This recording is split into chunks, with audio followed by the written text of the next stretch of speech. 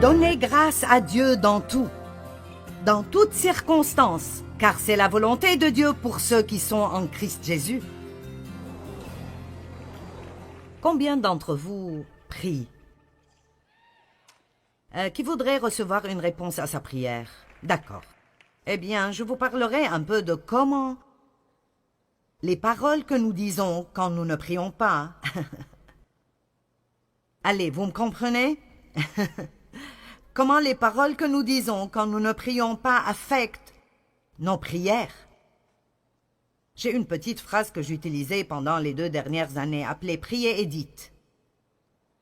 Ne priez pas pour que votre enfant soit sauvé, pour raconter après comment vous avez peur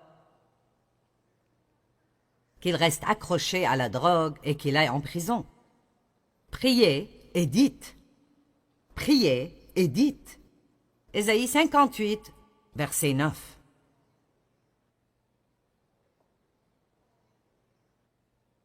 Peut-être que certains d'entre vous qui ont entendu que j'allais enseigner à propos des paroles ce soir, vous avez pensé « Oh, je n'ai pas besoin de cela, je n'irai pas. »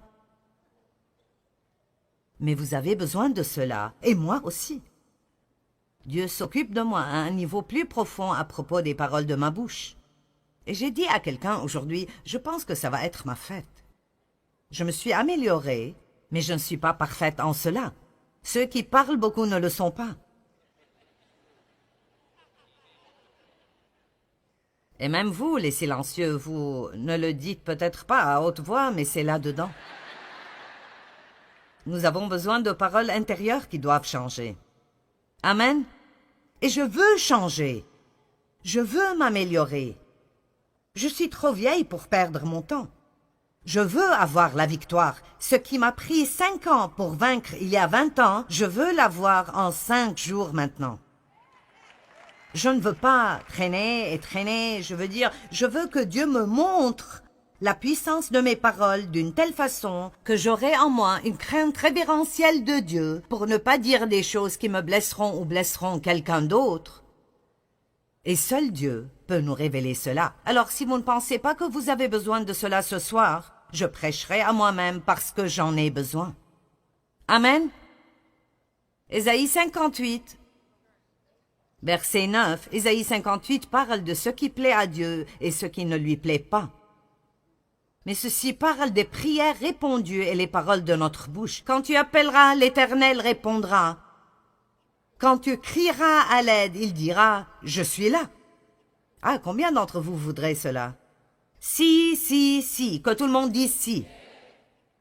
Si, du milieu de toi, tu supprimes le joug de l'oppression, ou que tu le trouves, les gestes menaçants, vers l'opprimé ou le juste, et tu supprimes toute forme de propos erronés, sévères, injustes et méchants. Waouh! Donc c'est très clair que Dieu dit, vous voulez que je réponde quand vous appelez? Vous voulez que vos prières soient répondues très rapidement? Alors, voici quelques trucs que vous devez faire pour rendre ces prières plus efficaces. J'ai pris un engagement, novembre passé ou décembre, que je voulais prier plus que jamais. Et cela ne veut pas dire que je suis à genoux des heures chaque jour. Ça veut juste dire que je prie à propos de choses tout de suite. Je regarde et je prie, je vois des choses, je prie immédiatement, avec toutes sortes de prières, la gratitude, la louange, la pétition, l'intercession pour d'autres personnes. Et je veux que ces prières soient répondues. Je ne veux pas être engagée dans quelque chose qui est infructueux et où je perdrai mon temps. Et je crois, pour moi, alors je partagerai avec vous ce que je reçois pour moi. Je crois que Dieu s'occupe de moi à un niveau plus profond à propos des paroles de ma bouche, parce que si je prierai plus et aurai de meilleures réponses plus vite, alors il doit me montrer l'autre côté de cela aussi. Et je ne pense pas que j'ai toujours un grand problème avec ma bouche, mais tout problème est trop grand pour être gardé et ne pas nous en occuper. Amen. Alors, nous allons parler ce soir de choses qui se rapportent à votre bouche et de choses qui n'ont rien à voir avec votre bouche. Nous allons commencer par ce que nous ne devons pas faire.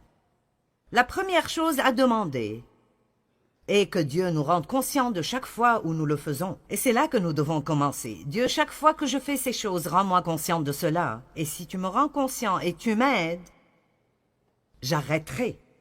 Nous avons besoin de l'aide de Dieu. Mais sûrement, s'il nous rend conscients et nous donne la grâce, nous voudrons sa volonté assez pour arrêter. La première est d'abandonner les grognements, les râlements, les critiques et les plaintes.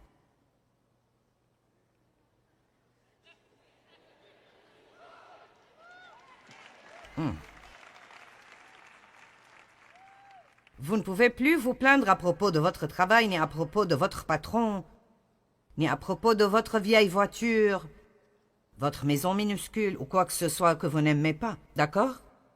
Ce mari pour lequel vous avez cru Dieu, ces enfants pour lesquels vous avez prié. Les Israélites ont marché dans le désert pendant 40 ans pour faire un trajet de 11 jours.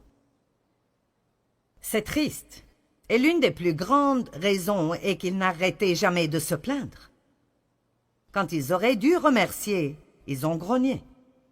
Quand ils auraient dû se rappeler et prophétiser les promesses de Dieu, ils grognaient et se plaignaient. Ils râlaient à propos de Moïse, ils râlaient à propos de Dieu, ils râlaient à propos de leur manne miraculeuse qui tombait du ciel. Sûrement qu'ils râlaient à propos de la nuée et de la colonne de feu aussi. Ils grognaient à propos d'absolument tout. Lisons ces versets pour que vous sachiez que je dis la vérité. Exode 15, 24. Est-ce que quelqu'un d'entre vous grogne parfois? Écoutez-moi, les femmes savent bien marmonner. Maintenant, je ne dispense pas les hommes, mais nous avons ceci entre nos dents. Je pense maintenant à quand Dieu s'occupait de moi il y a des années, si fortement à propos d'être une épouse soumise. Et cela a été difficile pour moi parce que j'ai été abusée et je m'étais juste fait beaucoup de promesses. Aucun homme ne me dira jamais quoi faire de nouveau. Et alors, vous faites des vœux comme ça pendant une longue période de temps et puis vous avez des difficultés à être soumise à quoi que ce soit avant d'avoir une révélation à ce propos. Donc je me souviens que Dave n'était pas d'accord avec moi à propos de quelque chose et il voulait faire quelque chose d'autre. Et je disais « D'accord ». Puis je partais « Oui chérie, c'est toujours toi, tu dois toujours avoir ce que tu veux. Non. » Maintenant, je sais que personne d'entre vous ne fait ça. Je vous dis juste comment j'étais. Mais vous savez, ou votre patron vous dit quelque chose et vous souriez, et puis vous partez, c'est abruti, tout ce qu'il fait toujours est... Ou même pire encore, vous allez du râlement au commérage tout carrément. Prenons ceci à un niveau plus élevé. J'en suis plus folle chaque minute. J'aime mon message ce soir, je ne sais pas pour vous, mais je l'aime bien.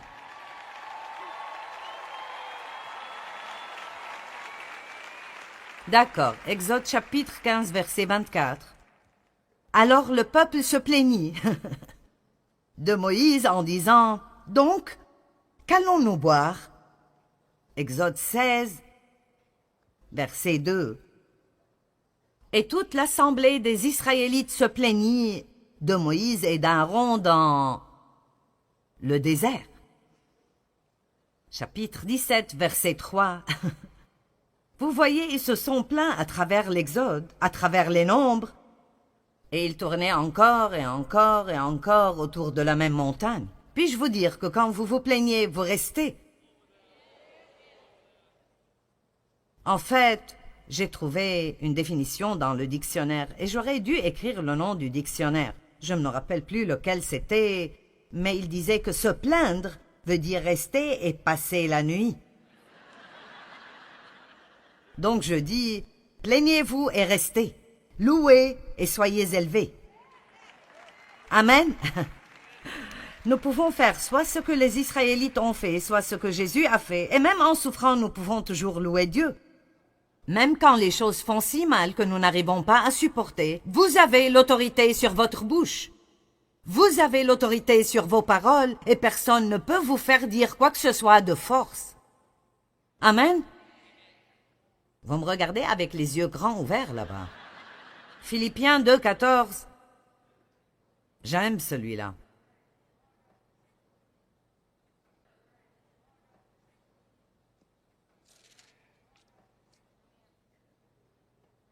C'est drôle, parfois je vous dirais juste, ouvrez à Philippiens 2, 14 et lisez-le en silence.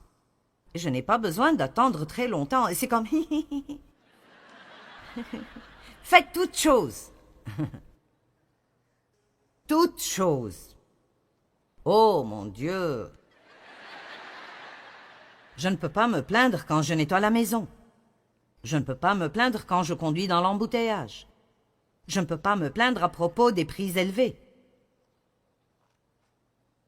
Je ne peux pas me plaindre à propos du gouvernement.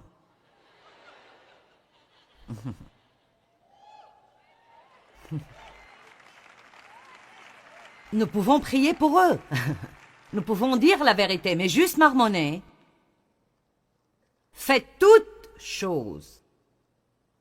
Maintenant, je ne sais pas pour vous, mais je ne pense pas que j'ai déjà pu le faire pendant une journée entière.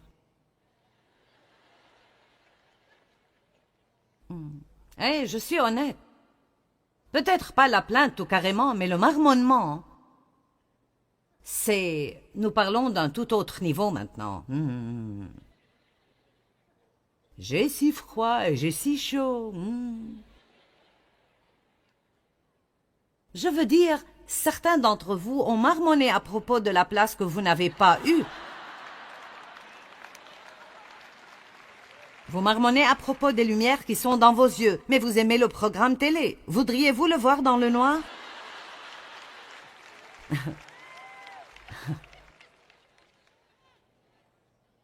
Vous savez, nous sommes accros au confort. Juste absolument, dans notre société, nous sommes accros au confort. Je veux dire, je pourrais aller en Inde et les gens marcheraient pendant des jours, et je n'exagère pas, des jours, pour venir à une conférence. Ils s'assoiraient dans un champ en plein air. Ils s'assoiraient là, et je ne sais pas comment ils font cela, mais ils s'assoiraient toute la journée et n'iraient même pas à la salle de bain. Et je dis, je ne sais pas quel genre de vessie vous avez, mais j'ai besoin d'une pause.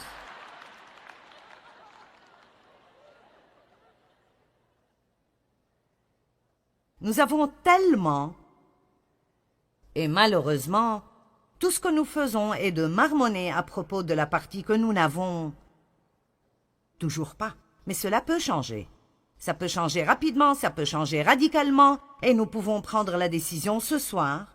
C'est le moment, je trace la limite maintenant. Vous pouvez inviter Dieu, mais ne lui donnez pas une invitation si vous ne voulez pas qu'il l'accepte. Mais vous pouvez inviter Dieu. Je veux, Seigneur, que tu contrôles ma bouche et je veux que tu commences à me faire savoir chaque fois que je te déplais avec mes paroles. Ne me laisse plus vivre comme cela. Je ne veux plus vivre avec cela.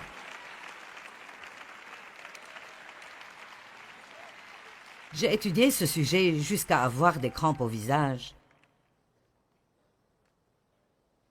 Et j'ai toujours besoin de l'étudier. Dave n'a pas autant de problèmes que moi parce qu'il est plus silencieux. Je veux dire, tout le temps que j'ai été mariée avec Dave, et je n'exagère pas, hein, je l'ai entendu dire peut-être 3 fois qu'il n'aimait pas quelqu'un. Je veux dire, j'ai eu 50 ans avant de trouver 3 personnes que j'aimais.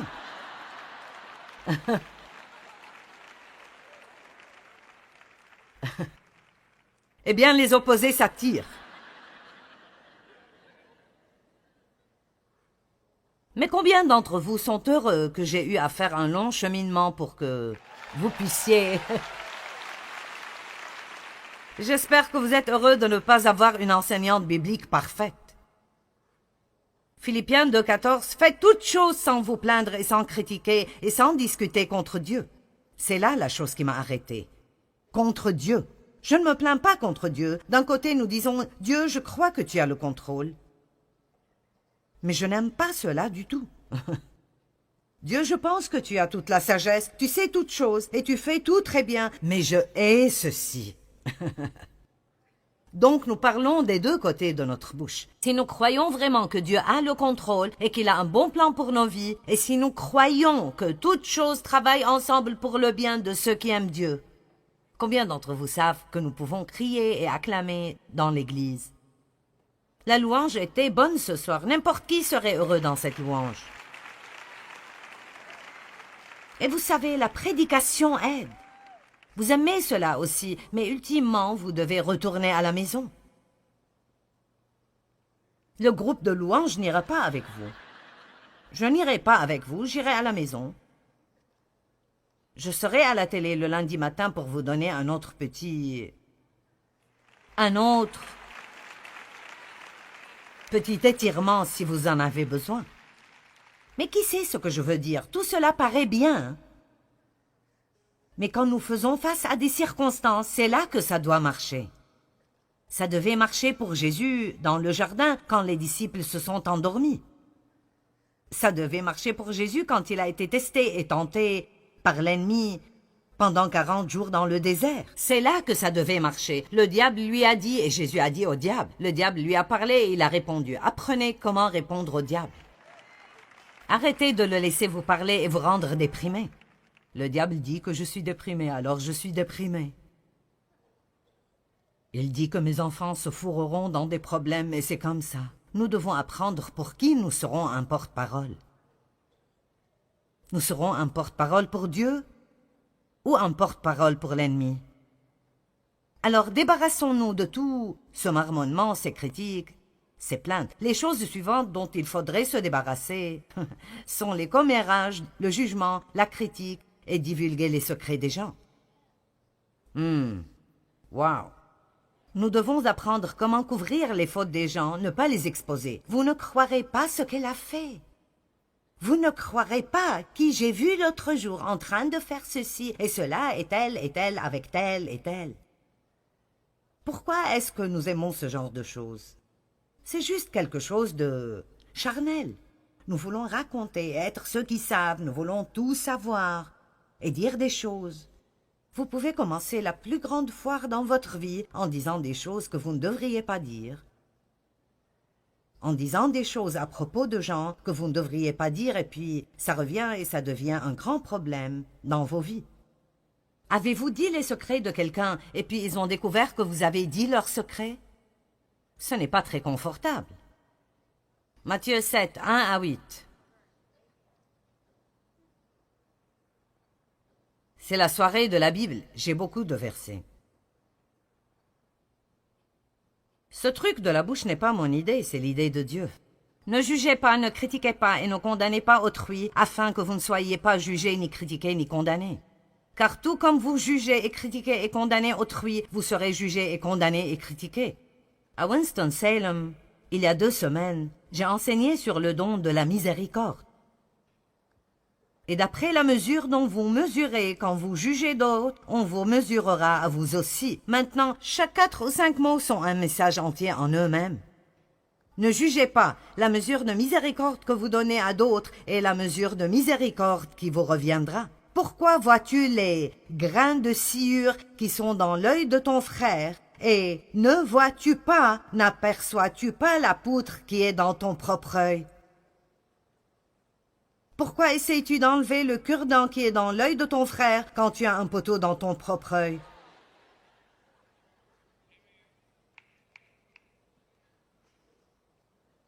Jésus a dit que celui d'entre vous qui n'a jamais commis de péché lance la première pierre. La meilleure façon que je connaisse, la seule façon correcte dont nous devons juger quelqu'un d'autre. Maintenant, je ne parle pas de juger le péché. Nous devons savoir ce que le péché est et nous devons pouvoir juger ce péché, mais nous ne devons pas juger les pécheurs. Il y a une différence. Eh bien, je ne ferai jamais cela. Faites très attention. Je ferais très attention si j'étais vous. Je l'ai dit et j'ai dû ravaler mes mots aussi. Combien d'entre vous comprennent d'où je viens? Et je ne parle pas de s'occuper de choses d'une manière divine. Je ne parle pas de cligner les yeux au péché et regarder par-dessus les méfaits. Je ne parle pas de ça. Je parle de ce que je crois être une attitude haineuse envers les gens. Je crois que ce jugement dont il parle est une attitude envers les gens qui jugent. Comment peux-tu faire cela? Je ne peux pas croire que tu as fait cela. Nous savons ce qu'ils ont fait, mais seul Dieu sait pourquoi ils l'ont fait. Je peux vous le dire, il y a des gens qui sont si blessés que nous n'avons aucune idée de pourquoi ils font les choses qu'ils font. Mais la plupart des gens ne sont pas simplement méchants, qui se lèvent et essayent de faire des choses horribles. Il y a quelque chose qui est arrivé dans leur vie qui leur fait toujours mal, ou quelque chose qui arrive dans leur vie qui leur fait mal. Quelque part dans leur vie, il y a un déficit et ils font peut-être la mauvaise chose pour essayer de le combler, pour remplir un vide dans leur vie, pour remplir un grand vide dans leur vie, et ils choisissent les mauvaises choses pour essayer de le combler. Et s'il n'y avait pas la grâce de Dieu, je serais foutu. Amen. Donc nous pouvons dire, vous savez, eh bien, ce frère est dans l'adultère et c'est mauvais, je vais prier. Amen. Verset 5. Hypocrite. Retire d'abord la poutre de ton propre œil, et tu verras assez clair pour ôter la sueur de l'œil de ton frère.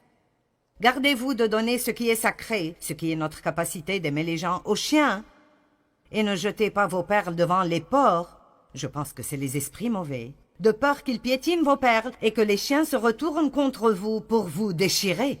Donc nous ouvrons une porte pour l'ennemi dans nos vies quand nous ne marchons pas dans l'amour. Mais j'aime cela. Continuez à demander et vous recevrez. Continuez à chercher et vous trouverez. Continuez à frapper et l'on vous ouvrira la porte. Donc il va tout de suite de parler de ne pas juger ni critiquer les gens à la prière et à persévérer dans la prière. Donc nous ne pouvons pas juste penser que ce sont deux sujets totalement indépendants. Il doit dire ici... Je veux que vous priez et que vous frappiez jusqu'à ce que quelqu'un ouvre et que vous cherchiez jusqu'à ce que vous trouviez. N'abandonnez jamais la prière. De bonnes choses arrivent, mais comment traitez-vous les gens? Faites attention à l'attitude que vous avez envers les gens. N'ayez pas un esprit critique, hypocrite, de jugement envers les gens. Montrez plus de miséricorde. Dieu peut répondre à nos prières beaucoup plus rapidement si nous montrons plus de miséricorde que de jugement et de critique. Amen. Il y a beaucoup de gens dans le monde qui sont perdus, ils se sentent invisibles, ils n'ont pas d'éducation concernant ce qui est bon ou mauvais, et ils ont besoin de prière beaucoup plus qu'ils ont besoin de critique et de jugement. Il y a beaucoup d'autres versets à propos de ne pas juger autrui, mais je vais passer. La chose numéro 3, à ne pas faire avec votre bouche. Ne donnez pas votre opinion quand on ne vous la demande pas. J'ai fait cela en venant ici ce soir. Et si je vous donnais un verset qui dit « Mêlez-vous de vos affaires », vous voulez l'entendre? Très bien, j'y suis. 1 Thessaloniciens 4:9. Mais concernant l'amour fraternel, pour tous les chrétiens, vous n'avez pas besoin d'instructions écrites car Dieu vous a lui-même appris à vous aimer mutuellement. Et c'est ce que vous faites déjà, vous étendez et montrez votre amour envers tous les frères et sœurs à travers la Macédoine. Mais nous vous invitons et nous vous exhortons ardemment, frères, à faire toujours plus de progrès dans cette région, en mettant votre ambition et votre point d'honneur, ce qui veut dire, faites un effort, à vivre dans la tranquillité et dans la paix, à vous occuper de vos propres affaires, et à gagner votre vie par votre propre travail. Donc, ceci dit, restez occupés à faire de bonnes œuvres, occupez-vous de vos affaires et fermez la bouche. Amen. La plupart d'entre nous parlent probablement plus que nous faisons quoi que ce soit d'autre, mais nous ne savons peut-être pas, ou on ne se rappelle pas, combien nos paroles sont importantes. Nous pouvons dire des paroles de marmonnement et de plainte, et ça fera que tout le monde autour de nous se sente mal, et ça nous fera nous sentir mal, et ça ouvrira la porte pour que le diable travaille dans nos vies. Ou nous pouvons ouvrir nos bouches et être reconnaissants. Il y a tellement de choses pour lesquelles nous sommes reconnaissants, et je crois que cela libère la puissance de Dieu dans nos vies.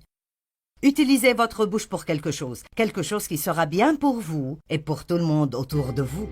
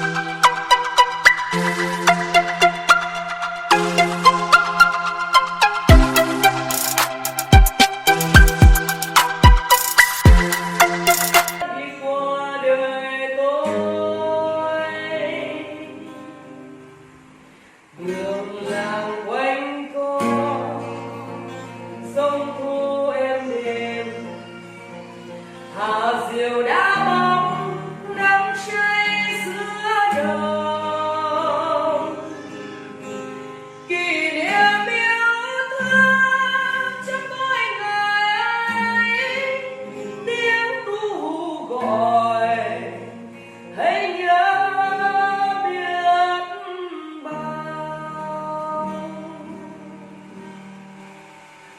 tôi xa quê bao năm tháng qua nhưng trong trái tim không bao giờ xa lời mẹ ru con hiu hiu chưa hè mùa lụt nước lũ bắt